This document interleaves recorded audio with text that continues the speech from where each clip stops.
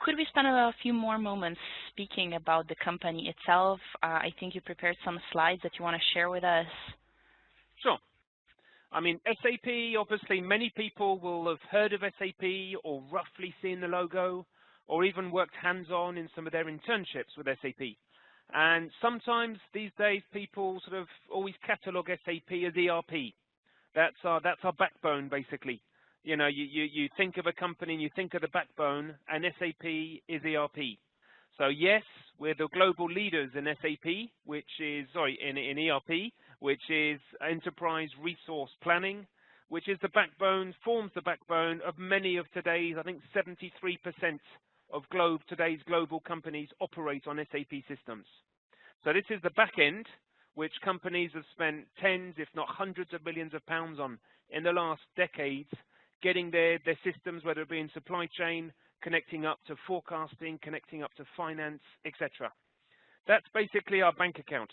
But what we're going through at the moment in the last 5 years is a complete transformation in the way we're going about doing business and the way our clients are going about doing business, which has been brought on firstly, obviously, by the internet, which has then come to a certain level of reliability, which has then moved into cloud.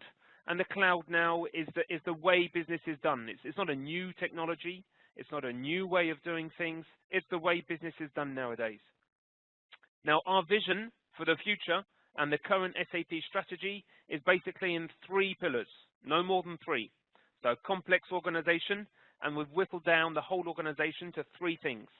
A is the intelligent business suite. So basically this is the connecting the customer experience through to manufacturing and supply chain, using the digital core, enabling the people, which is basically the employees of the company, giving them the tools and the platform to be recognized and high-performing as an individual, all the way through to the suppliers and the performance and spend management. Now, this is a connected suite of cloud applications which can only function with a digital platform. So the second pillar.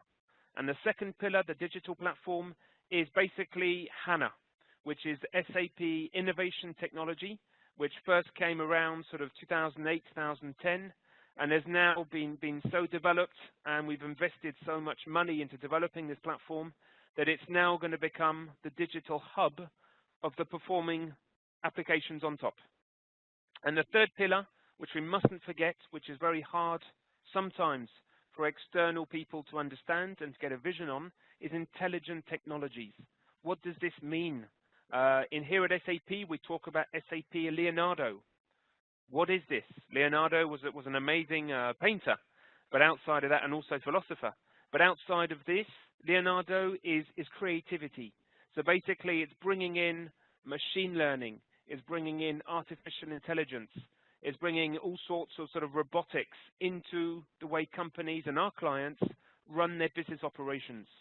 And we have business centers set up globally in all of our major offices to basically do joint workshops with client functional teams, engineering teams, architecture teams, with all types of companies.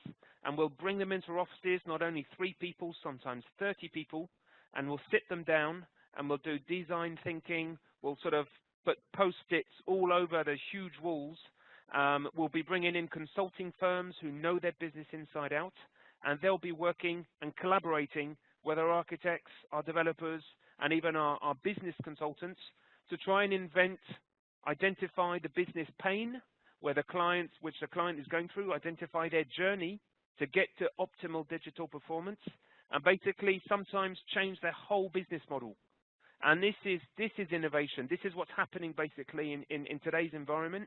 Sometimes these big industrial groups, they're not necessarily scared of their direct competitor, but they're scared of Google, because they know that business leaders are getting more and more informed about what's happening there technology-wise, business-wise, in terms of cloud technology, and they can see the transformation happening in front of them.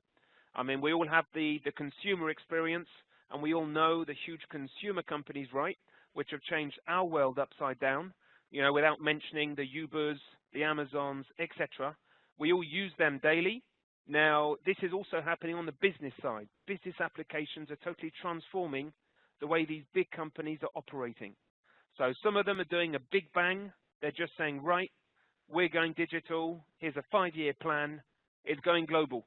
And then we just have to sort of accompany them from one zone to a global zone to rolling out one application to a whole suite of applications and connecting up all the chunks, basically, of the jigsaw.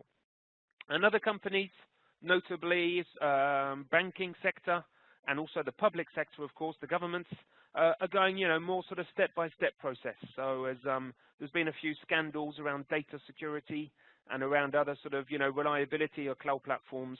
And so they're sort of sometimes doing test by test. They'll test certain business lines, certain business functions, and then if this operates, then they'll roll out. And so it's a step-by-step approach for certain sectors. So SAP is clearly the world leader in this domain. We have high competition in each area in our business lines. So if we go back to the intelligence suite, we're not on our own. We have global competitors, notably American, but not only. But as a large enterprise leading European vendor, we're probably one of the only ones which is in the stock market and where the analysts are looking at our global turnover and how we're transforming our on-premise revenue to cloud revenue, which is obviously interesting for our investors and our partners, because instead of sort of, doing huge multi-million deals to sort of, which could take 5, 10, 15 years to roll out globally, we're now companies are investing in cloud with HANA technology behind. Now, this is bringing predictable revenue, and analysts, they love predictable revenue.